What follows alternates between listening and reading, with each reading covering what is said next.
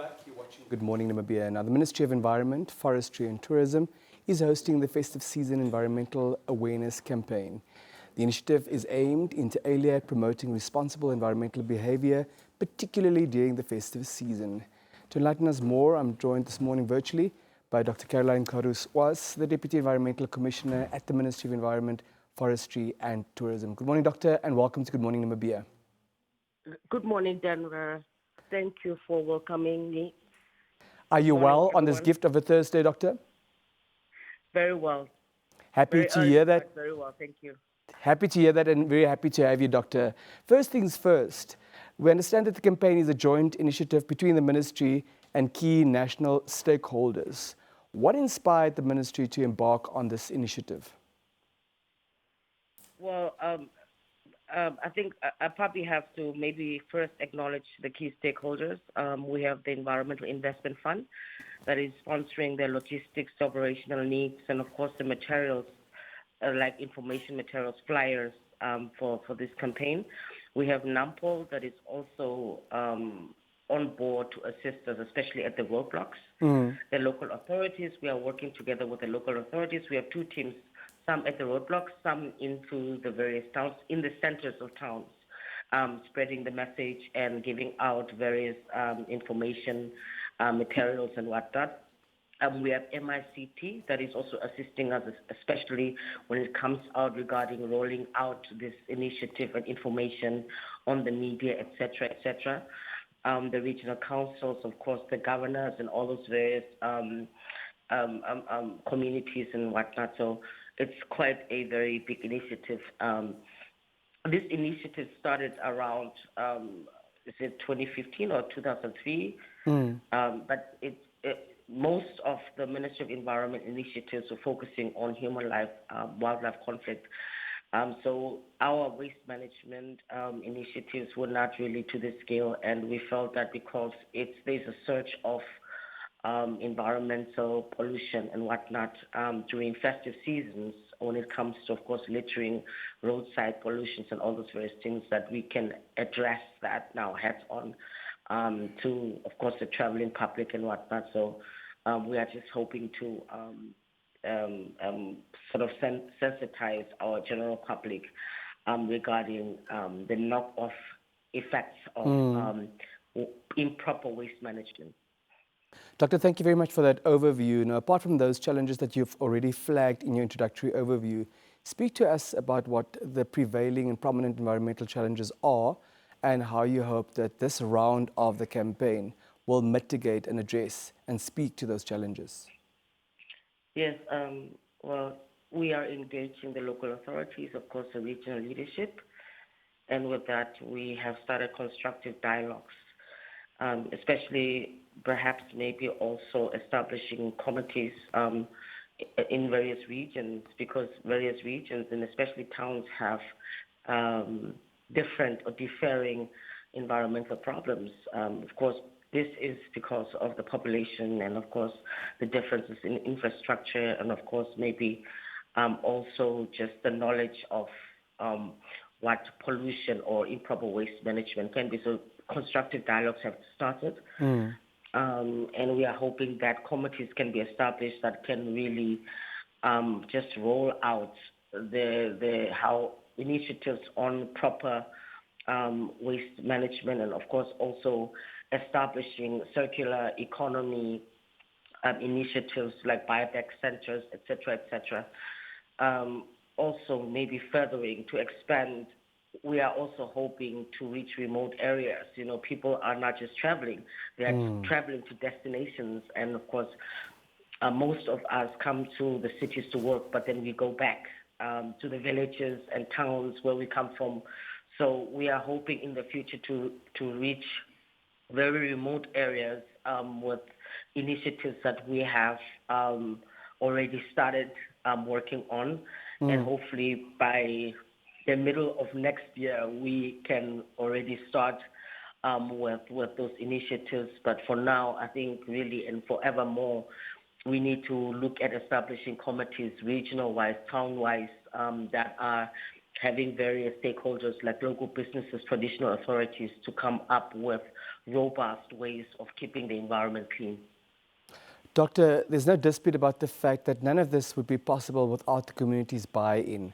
How do you hope to get the communities involved, and what role do you believe communities will play in ensuring the success of the campaign?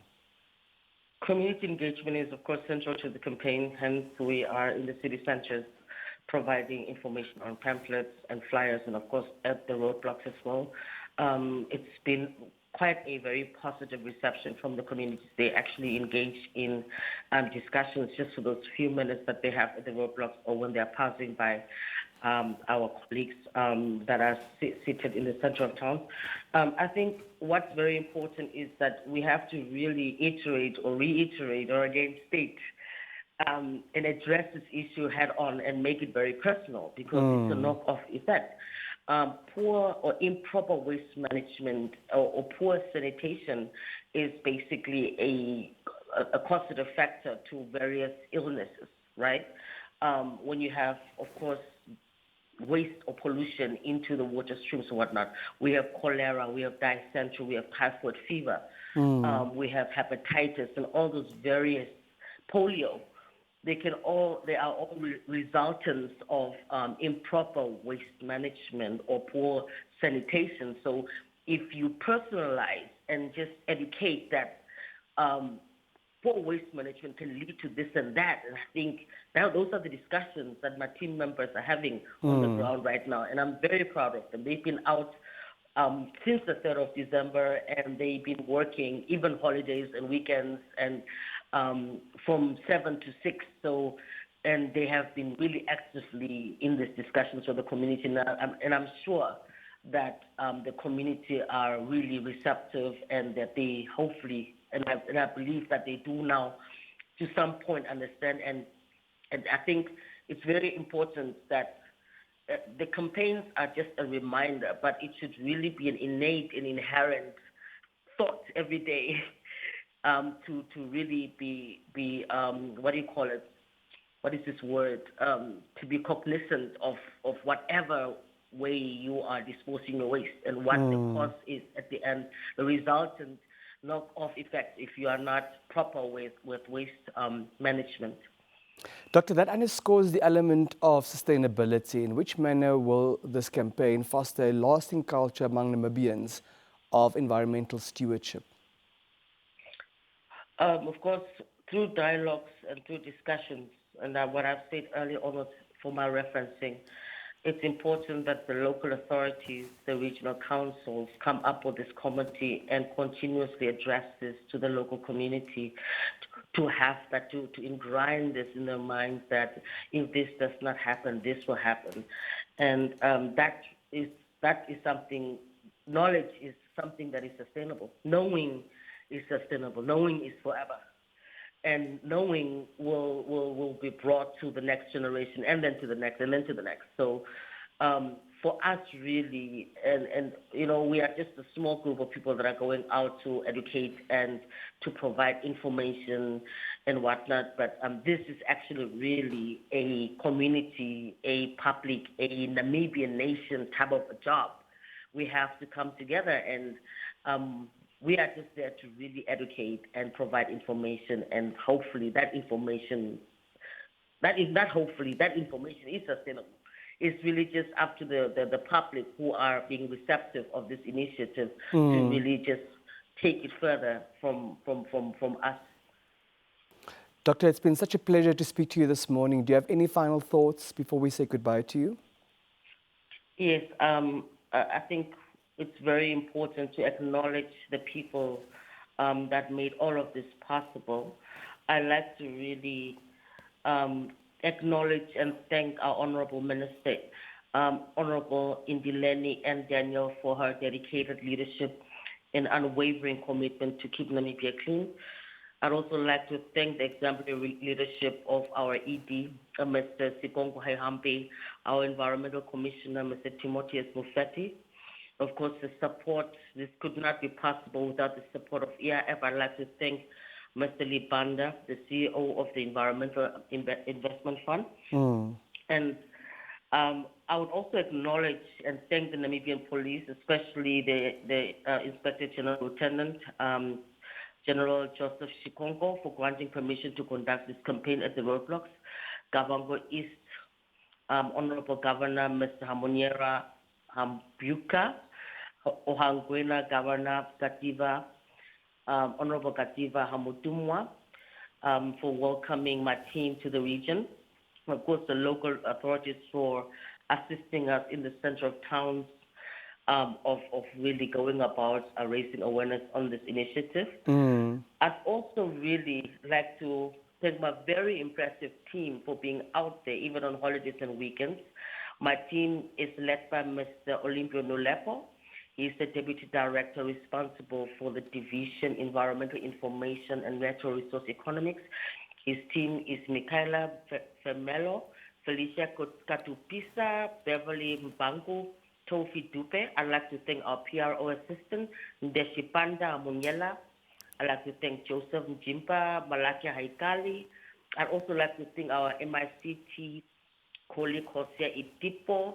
And of course, the EIF team is led by Mr. Pandeni Kapia. Thank you, Doctor. Pandeni. So it's very important to acknowledge and really thank the people that are really out there doing all this work. Indeed, Doctor. I'd also like to state that the upcoming activities will take place in Omutia, Opuo, Swakopun, and Wolfish Bay. So residents should expect roadblock engagements, cleanup activities, distribution of information material. Thank you so much, Doctor. Collaboration with local authorities to address specific issues and waste hotspots in their area. So I'd like to also thank Mr. Kisting for really bringing me here, because this is one of the ways we'll have this to be sustainable. K-AOS, K-Gangans, Doctor. Yeah. Thank you to you, Doctor, and thank you for the great work that you and your team continue to do. We appreciate you. We appreciate you as well for bringing us on this platform numerous times, and let's continue doing this, because this is the only way we can have this message out consistently to make it sustainable. Thank you, Doctor. My pleasure. There you have it, our Deputy Environmental Commissioner, Dr. Caroline Garus-Oas, speaking to us about the awareness that they're creating, not for the first time, but just to reiterate, ultimately it's to create stewards of our environment.